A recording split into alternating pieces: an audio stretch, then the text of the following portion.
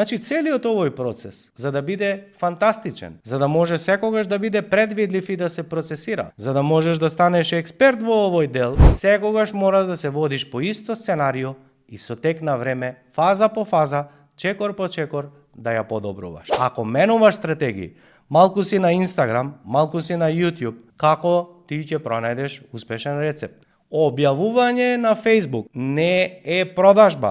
Рилсови снимање и глупирање и скокање за да добиеш лайк не е маркетинг, тоа е глупирање. Познавам многу мои клиенти кои што се на 1, 2, 3, 5, 10 милиони евра годишна продажба, некој од нив и добивка. Половина од нив немаат ниту Facebook профил, ниту Instagram профил, а има колку сакаш клиенти. Тоа значи една работа. За да стигнеш до 30.000 евра добивка, тебе не ти треба научна фантастика, туку еден докажан канал кој што функционира